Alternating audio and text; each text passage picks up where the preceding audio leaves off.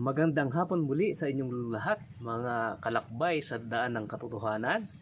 Sa hapong ito, tayo po ay muling mag-aaral ng salita ng ating Panginoon at nawa po kayo ay talagang makasama ko sa hapong ito sa pag-aaral ng banal na kasulatan. Kamusta po muli kayo at welcome back po kayo sa aking video na ito at sana kayo po ay makinabang ng malaki. At tayo mag-aaral ng isang pangkaraniwang paksa, subalit ito po ay mayroong kahalagahan din at sana kayo makakuha ng kaalaman sa akin. Kahit na hindi naman po ako nagsasabi na ako po ay eksperto o talagang dalubhasa sa larangan ng banal na kasulatan, subalit nawa ay maging kabahagi ito ng ating buhay at tayo po ay lubusang makilala natin ang ating Panginoon Diyos. Bago po tayo magpatuloy, tayo po muna ay yumuko saglit sa ating pananalangin. Dakilang Diyos, sa hapong ito, maraming salamat po sa iyong banal na panguna at banal na pagkisama sa amin. Loobin mo po, dakilang Diyos, sa iyong pag-aral na ito na matutunan namin ang napakagandang paksa na ito na nawa ay ito po talaga ay magbigay sa amin ng lubos na kaunawaan upang amin pong magawa ang iyong banal na kalooban. Maraming salamat po, Panginoon, sa patuloy mong pagdinig sa aming panalangin. Ito po ay aming hiniling sa pangalan po ng Panginoon Jesus. Amen. Ayan, medyo kinawa ko ang aking mata.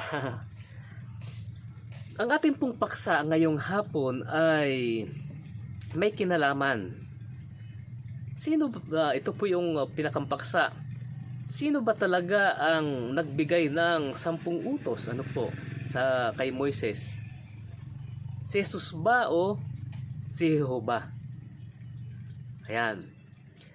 At ito pong katanungan na ito ay sa pagtatalo sa paksang ito ng mga protestante na naniniwala na si Kristo ang nagbigay ng 10 utos.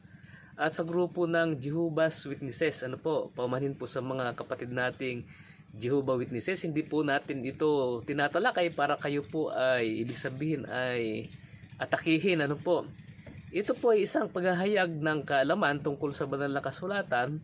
At kung hindi po kayo sang-ayon ay wala naman pong problema. At kung gusto po ninyong makadagdag pa ng kaalaman tungkol dito, mag-comment lang po kayo. At sa akin pong lubos na makaya ay di atin pong pag-uusapan po yan sa mga susunod na video. Umpisan po natin ang pagbasa sa banal na kasulatan dito sa Juan Kapitulo 1 talatang 18. Ganito pong ating mababasa. At inyo pong pansinin ang mga nakalagay sa talatang ito. At limiin po natin bakit ganito ang nakalagay. Ito sa ibang paniniwala ay si Jehovah. Itong Diyos na tinutukoy dito. Basahin po natin. Walang sino mang nakakita kailanman sa Diyos. Ang Diyos na tanging anak na nasa kandungan ng Ama ang nagpakilala sa Kanya. Ito po ay binabasa ko sa ang Biblia. Walang sino mang nakakita kailanman sa Diyos. Ang tinutukoy po ay yung Ama. At sa paniniwala ng napakarami, itong Ama na ito ay siya po yung si Jehovah. Kaya ating titingnan natin ngayon kung totoo ba na si Jehovah ang nagbigay ng 10 utos. At itong si Jehovah na ito ay hindi daw kailanman nakita sapagat yun ang paliwanag ng iba. Ito daw Diyos na ito ay si Jehovah. Jehovah. Pero meron pang isang Diyos, ang Diyos na tanging anak. Yung tinatawag na bugtong na anak na walang iba kundi si Jesucristo.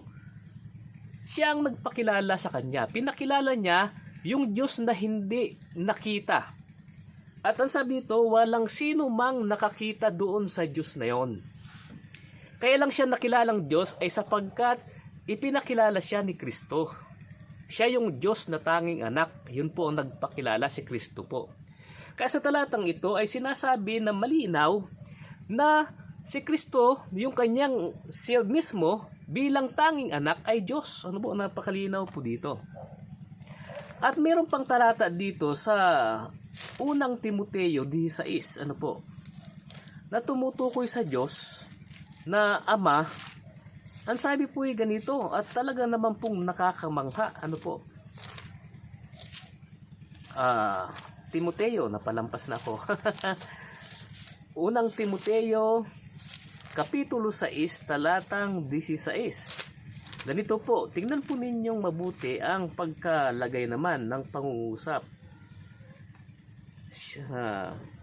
Sino po ba ito? Sa talatang 13, sarapan ng Diyos na nagbigay buhay sa lahat ng mga bagay at ni Kristo. Yung Diyos pong tinutukoy dito sa talatang 13 ay yung bumuhay kay Kristo. Ano po? At talagang binuhay siya. At siya po ay talagang nung pagkatapos niyang mapako sa krus gawa ni Poncio Pilato, ito pong Diyos na ito ang bumuhay kay Kristo. Ay ano ang kalagayan ng Diyos na ito na bumuhay kay Kristo? Siya lamang ang walang kamatayan, talatang 16 po. 6:16 ng unang Timoteo, siya lamang ang nananahan sa liwanag na di malapitan. Siya lamang ang walang kamatayan at naninirahan sa liwanag na hindi malapitan, na hindi nakita ng sino mang tao o makikita man. Sa makanya nawa ang karangalan at paghaharing walang hanggan. Amen. Kaya nagtutugma ang sulat ni Apostol Juan na walang tao kailanman nakakita sa Diyos na ang tinutukoy ay yung Ama. At si Pablo ay nagsabi rin walang sino mang nakakita sa Diyos na ito, sapagkat siya'y nananahan sa liwanag na hindi malapitan at hindi nakita ng sino man tao o makikita man. Napakatindi ng pahayag ni Pablo. Kahit tayo ay halimbawa dalhin sa langit ngayon, hindi natin makikita ito. Pero kapag nakita natin si Kristo, ay para na rin natin nakita ang Ama, sapagkat sa Hebreo Kapitulo 1, talatang 1, ay si Kristo ang larawan ng Diyos na di nakikita. Kaya sinabi niya kay Felipe, sa mga alagad, matagal na ninyo akong kasama, itinatanong mo kung nasa ng Ama. Ang nakakita sa akin ay nakakita sa Ama. Bakit? Sapagkat si Kristo ang larawan ng Diyos na hindi nakikita, sangayon sa Hebreo 1, talatang 1. Ano po? Ngayon, sapagkat mayroong Diyos na hindi nakikita, meron din namang Diyos na nakikita.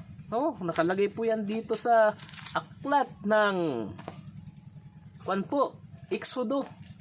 Tingnan po nating mabuti po ang pagkalagay naman dito sa aklat ng Exodo, na pinakita na meron namang Diyos na nakikita rin. Ano po? Ganito naman po, ating tingnan pong mabuti. Yan.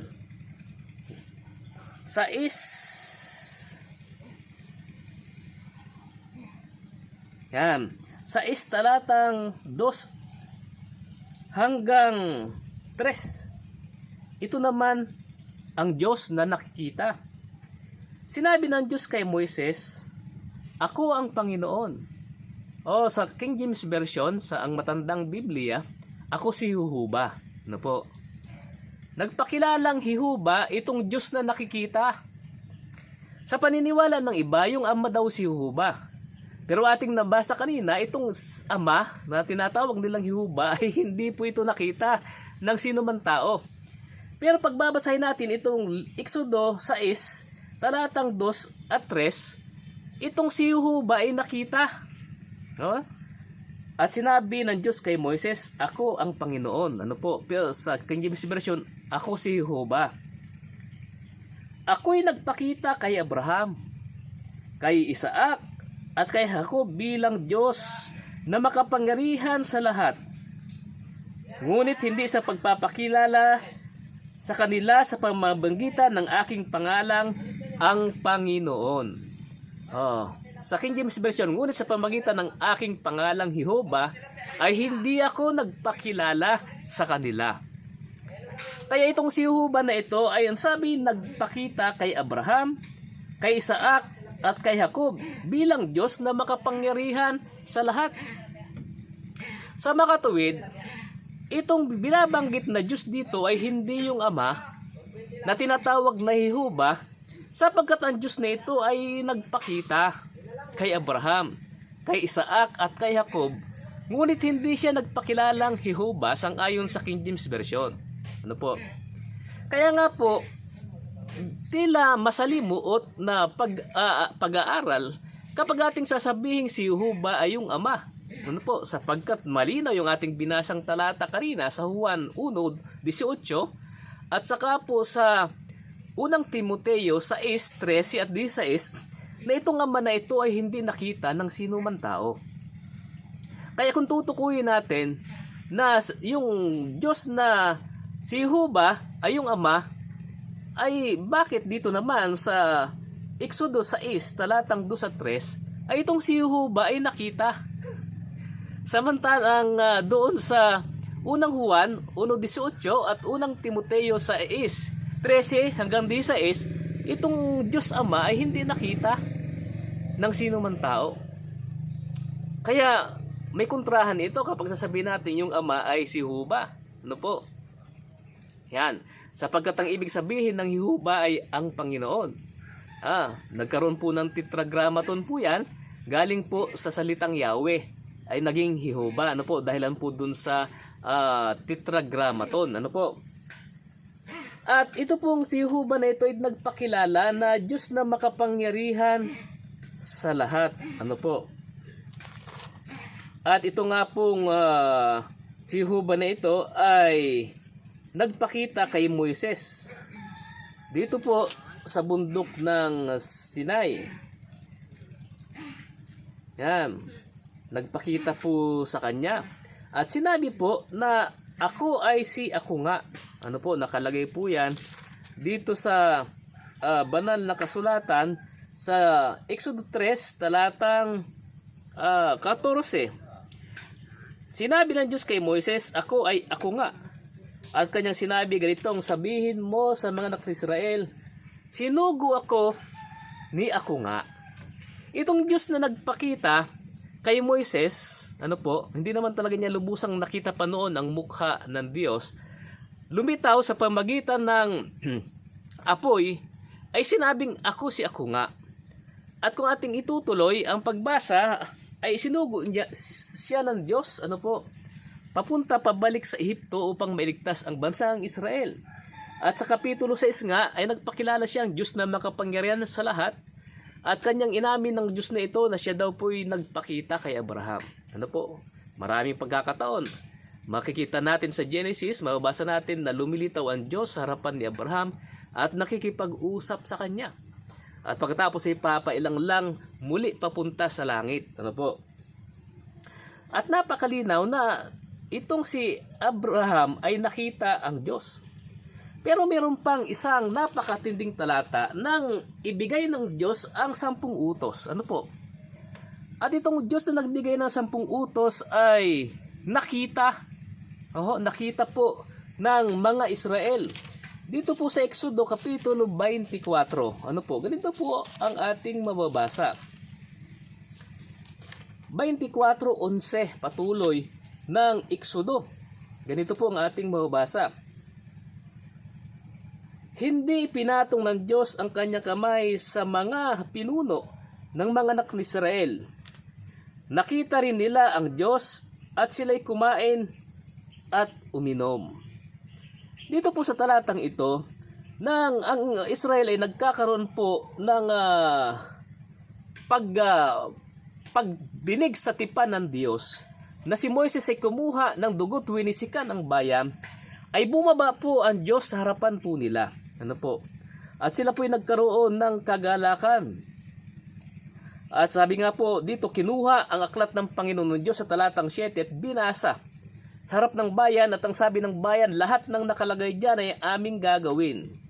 Kinuha ang dugo sa talatang 8 at winisik po sa bayan.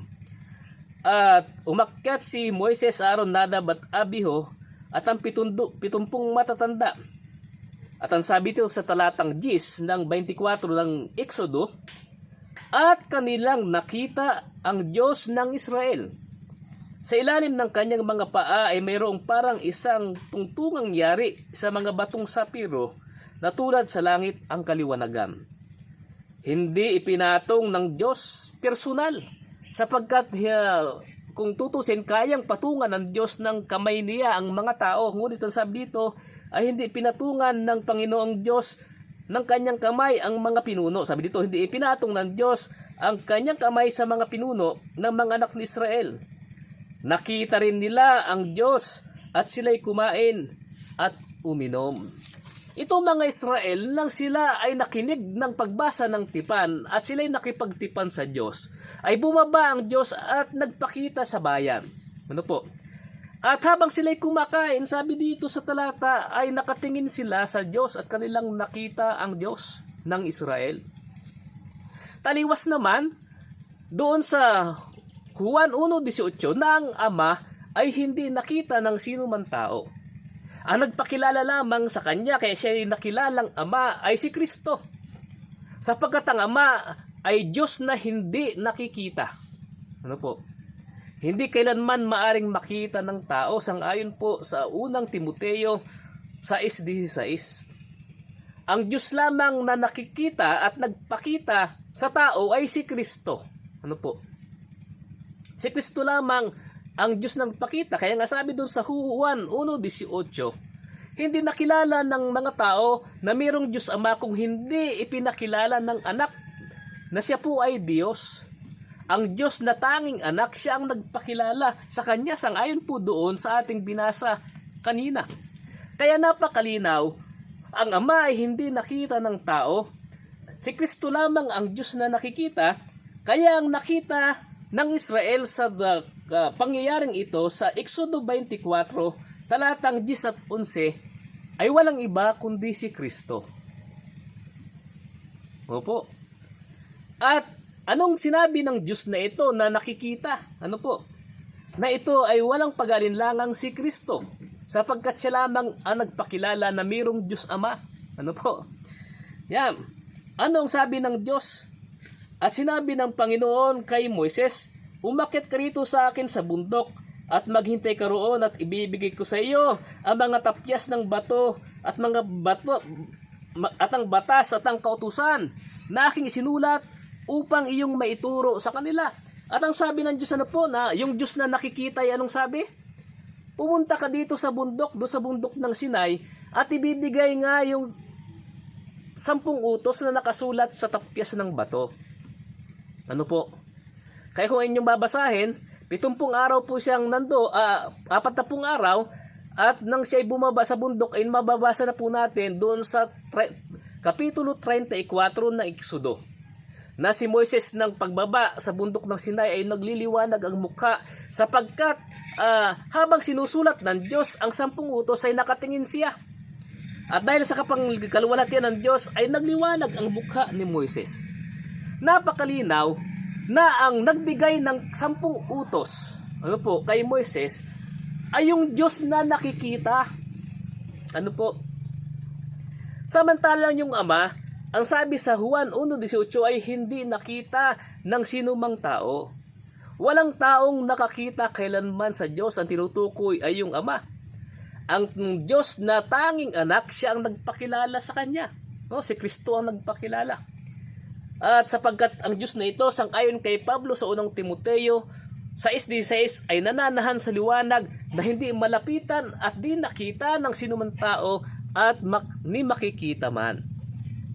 Kaya kung ating babalikan sa Exodo 24, ang nagbigay talaga kay Moises ng 10 utos na nakasulat sa tapyas ng bato ay yung Diyos na nakikita. Ano po? Hindi po yung Ama ang nagbigay. Kaya pagsasabihin po ninyong si Jehovah at ang tinukoy ninyo ay yung Diyos Ama, ay hindi po yung Diyos Ama ang nagbigay ng 10 utos. Ang nagbigay po ng 10 utos ay si Kristo, sapagkat siya po yung Diyos na nakikita. Siya po ang larawan ng Diyos na hindi nakikita, sang-ayon sa Hebreo 1:1. Ano po? Kaya napakalinaw po ng ating pag-aaral, ano po, na talaga pong mapapatunayan natin kung sino ang nagbigay ng 10 utos. Hindi pala yung Diyos Ama ang nagbigay, kundi si Kristo. No? Hindi pala Hebreo 1:1, no? Hebreo 1:3. Na mali po ako ng banggit ng talata. Yan, sabi dito, Siya ang kaningningan at kaluwalhatian ng Diyos at tunay na larawan ng kanyang likas at kanyang inalalayan lahat ng bagay sa pamagitan ng kapangyarihan ng kanyang salita. Nang magawa niya ang paglilinis ng mga kasalanan, siya umupo sa kanan ng kamahalan sa kitaasan. Sa King James Version, siya ang larawan ng pagka-Diyos, ng Ama. Ngayon, baka hindi si Kristo ito. Sa pagsasabi ng iba, si Kristo ay tao at hindi Diyos. Pero ating nabasa kanina, itong tanging anak na Diyos ang nagpakilala sa Ama. Diyos din yung tanging anak. Nabasa natin sa Juan 1:18. Ay sino ba itong Diyos na nagpakita kay Abraham? Tingnan nga po natin ito. Linawin natin, baka hindi si Kristo ito. Kaya ating tingnan mabuti kung sino nga baga itong nagpakita na ito.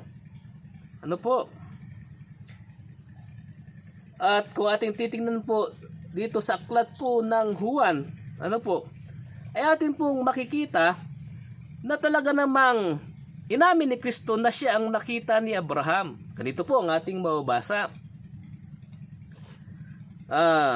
Juan Kapitulo 8 talatang 56 patuloy. Nagalak ang inyong amang si Abraham na makita niya ang aking araw. Nakita niya ito at siya ay nagalak.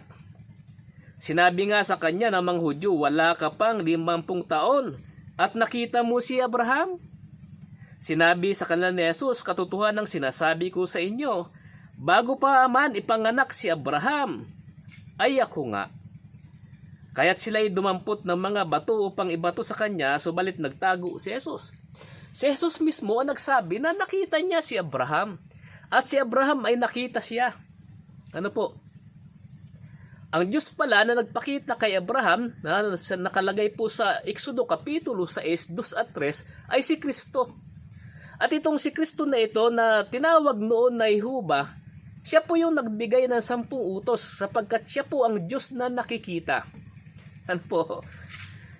Kaya ang katanungan na sino ba ang nagbigay ng 10 utos, si Jehovah ba o si Kristo, ay parehas po yung tama. Sapagkat sa Biblia, si Kristo ay tinatawag na Jehovah sa Exodo Kapitulo 6, talatang 2 at 3. Yan po. At nang siya'y nagkatawang tao ay tinawag po siyang Kristo. Subalit bago po siya nagkatawang tao, nung siya'y nasa kalagayang Diyos pa at hindi pa siya nagkatawang tao, ang tawag niya sa kanyang sarili na kanyang ipinakilala kay Moises ay siya si Jehovah. Na siya ang nagpakita kay Abraham at inamin ni Kristo na siya ang nagpakita kay Abraham at nakita din nga niya si Abraham. Kaya sa galit ng mga Hudyo sapagkat nagpapakunwari siyang Diyos, ang sabi ng mga Hudyo, wala ka pang 50 taon, bakit mo nakita si Abraham? Kaya gusto siyang batuhin ng mga Hudyo. Kaya ang sabi ng ating Panginoong Jesucristo ay bago ipanganak si Abraham ay ako nga. Yun din yung salitang ginamit ni Jehovah doon sa Exodo Kapitulo 3. Ako'y si ako nga. Sabihin mo sa Israel, ako'y sinugo, ikaw ay sinugo ni ako nga. Kaya yung ako nga na nagpakilalang si Jehovah ay si Kristo. At sa 24 ng Exodo, ang nagbigay ng 10 utos ay yung Diyos na nakikita. Hindi yung Ama. Sapagkat yung Ama ay hindi nakita ng sino mang tao sang-ayon sa ating nabasang talata. At bilang konklusyon ng ating pag-aaral ngayong hapon, mga ginigiliw na mga kaibigan, ang pagtatalo sa tanong na sino ang nagbigay ng 10 utos, si Kristo ba o si Jehovah? Ang sagot po ay parehas po.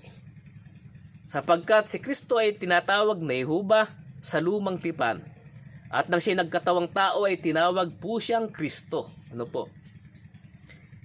Ngunit ang Ama, kung tatawagin mong si Jehovah na nagbigay ng 10 utos ay hindi po posible na ang Ama ang nagbigay.